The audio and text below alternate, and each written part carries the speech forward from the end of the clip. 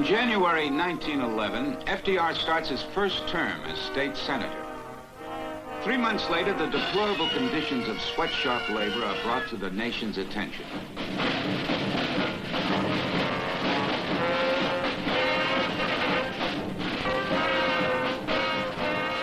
148 persons, mainly women and children, are burned to as a fire sweeps through the city. And when it introduces legislation favoring workmen's compensation and factory inspection laws, one of its most fervent supporters is the 29-year-old Franklin D. Roosevelt. In the year 1911, Samuel Gompers, Robert F. Wagner, Alfred E. Smith, and I were labeled as radicals when we fought for and succeeded in passing a bill through the New York State Legislature limiting the work of women in industry to 54 hours a week.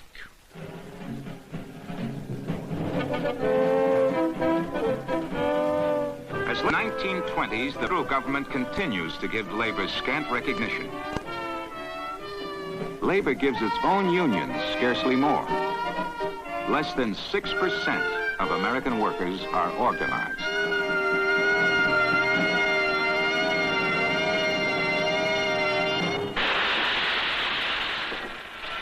Over the years, F.D.R.'s convictions grow stronger that workers have rights which should be protected by law. In 1928, he becomes governor of New York. I call for legislation to guard the toilers in the factory and to ensure them a fair wage and protection from the dangers of their trades, to compensate them by adequate insurance for injuries received while working. When F.D.R. assumes the presidency in 1933, he begins by making an unprecedented appointment. As his Secretary of Labor, F.D.R. appoints the first lady cabinet member in history, Frances Perkins. To a reporter who asks whether she will not find her sex, Miss Perkins replies, "Only in climbing trees." Most important single concept is the idea of keeping up the wage earner purchasing power. For without high wage earner purchasing power, we cannot maintain business or industry or our population in the way in which American standards demand. The overwhelming majority of the workers of America understand, as do the overwhelming majority of employers of America, that this is no time to seek special privilege, undue advantage, or personal gain, because we face today a crisis. To assist economic recovery by raising the buying power of the American worker, F.D.R. sponsors the passage of the National Industrial Recovery Act. I seek definitely to increase the purchasing power of the American people. Your government hopes that the building up of wages and the shortening of hours will result in an increase in the number of persons employed. Workers are here given a new charter of rights, long sought and hitherto denied. Buried in the heart of the NRA is Section 7A, which grants the right to labor to bargain collectively.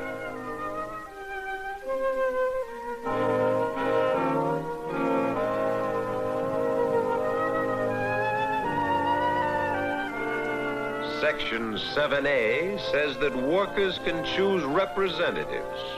Now, if they want to choose the Ahkoond of Swat, they have a perfect right to do so. If they want to choose the Royal Geographic Society, they can do that. They have a free right to choose their representatives. The passage by Congress of the act arouses a storm of controversy. Cry the diehards, Roosevelt is a traitor to his class. He has never met a payroll in his life. He has no right to hold any opinion about labor. He doesn't know anything about it. It didn't surprise him to find that there were things that he didn't know anything about. He'd never been inside a tenement until I took him. He never had the feeling of superiority that I think people expected of someone with his economic and social background. As the days roll by, it becomes increasingly clear that 7A is too vague. The rights of labor are not always recognized by industry. Labor becomes more impatient. Fellow workers, we want peace and prosperity in this country here. That's what we're fighting for, and that's what we're going to have.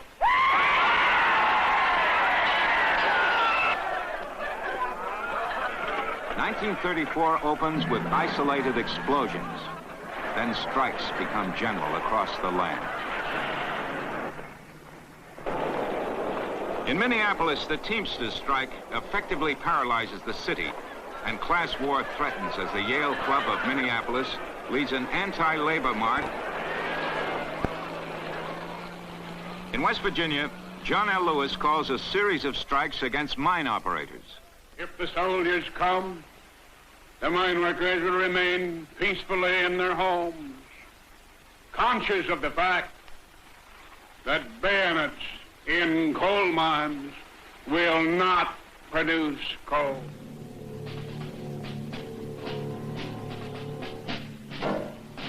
Our industrial recovery has been to some extent retarded by strikes.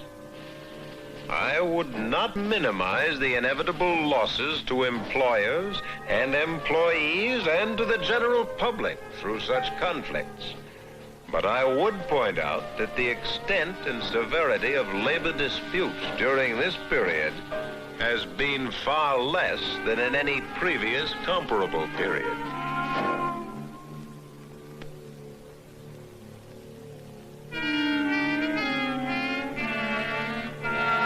In Georgia, Governor Talmadge sets up concentration camps for strikers.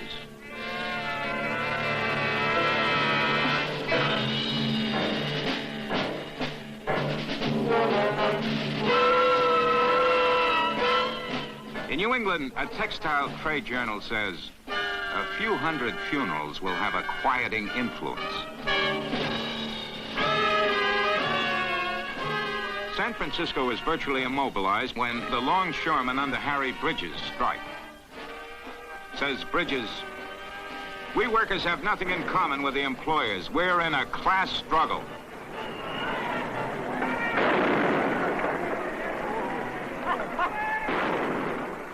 In the San Francisco strike, a lot of people completely lost their heads and telegraphed me, for God's sake, come back. Everybody demanded that I sail into San Francisco Bay, all flags flying and guns double-shotted, and end the strike. They went completely off the handle. Labor has got to learn by going through the actual processes and not by interference from the federal government or from the president or from United States troops.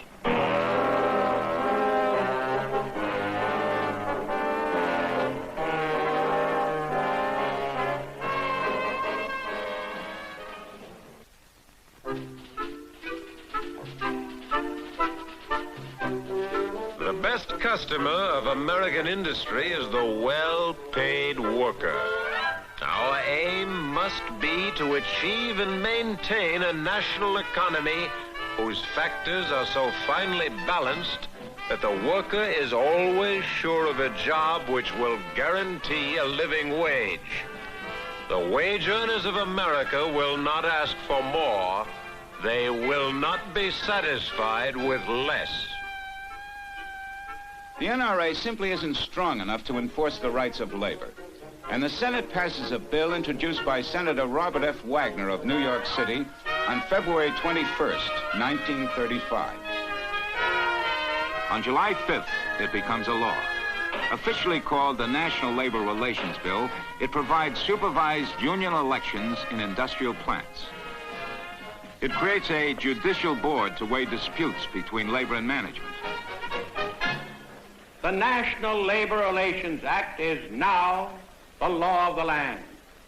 We shall see the dawn of a new era of peace and justice for all in our economic life. Says the Oklahoma Manufacturers Association, the NLRB will out-Stalin Stalin, out-Soviet the Russian Soviets. Says the Communist Daily Worker, it will be a weapon to destroy the power of the workers. A better relationship between labor and management is the high purpose of this act. By assuring the employees the right of collective bargaining, it fosters the development of the employment contract on a sound and equitable basis. It seeks for every worker within its scope that freedom of choice and action which is justly his. In the summer of 1935, American labor unions disagree as to whether they should organize by crafts or by entire industries. John L. Lewis, head of the United Mine Workers, David Dubinsky, president of the International Ladies Garment Workers Union, and Sidney Hillman of the Amalgamated Clothing Workers break with the American Federation of Labor.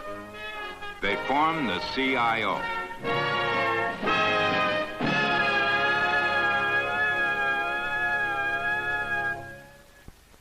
FDR is careful not to alienate either of the warring labor factions. He walks a political tightrope between the AFL and the CIO. Both have large votes, and the 1936 election is coming up. We earnestly hope that the distinguished representatives of the American Federation of Labor will give intelligent analysis to our proposals rather than to continuously attack our motives. Anticipating a Democratic victory and a favored place for the CIO, John L. Lewis offers Roosevelt a campaign contribution of $250,000. Replies the politically astute FDR, "No, John, I don't want your check, much as I appreciate it. Just keep it. And I'll call on you if and when any small need arises." In 1935, FDR turns his attention to the broader aspects of social welfare.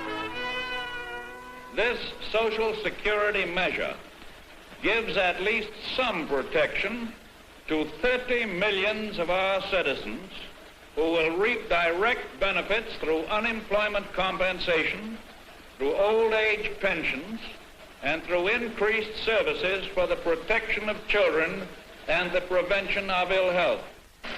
FDR's Social Security Act, overwhelmingly passed by Congress in the summer of 1935, provides unemployment and old age pensions as well as child-rearing benefits.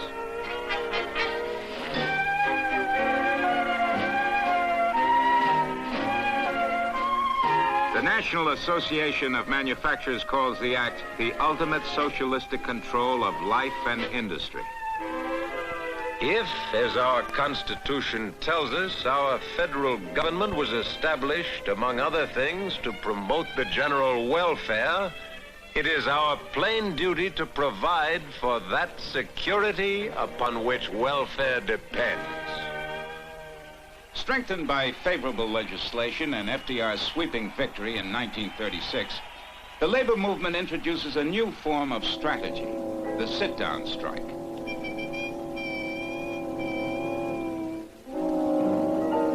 Workers occupy plants, refuse to move until a settlement is reached. Labor was having its labor pains. It was just beginning to find its power under the new impetus of favorable legislation and the sympathetic government. It had not quite grown up to such power. Industrial plants build up arsenals of gas bombs, machine guns, and rifles.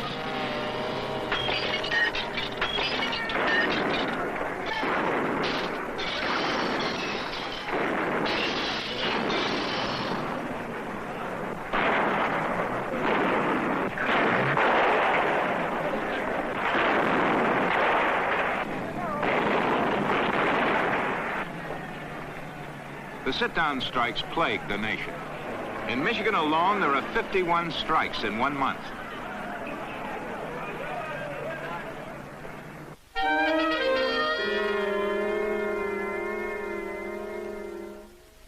In Flint, Michigan, Walter Reuther resists a 44-day siege of United Auto Workers at the Chevrolet plant.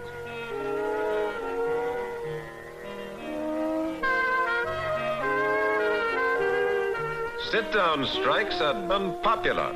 Strikers will finally realize that labor cannot get very far if it makes itself unpopular with the bulk of the population in this country.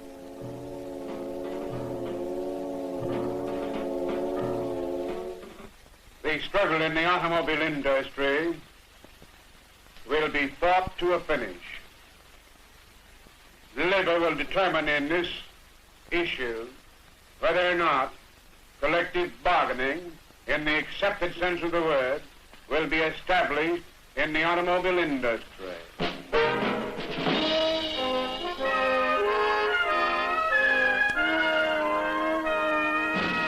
Walter Reuther and the United Auto Workers gain recognition by the automotive industry.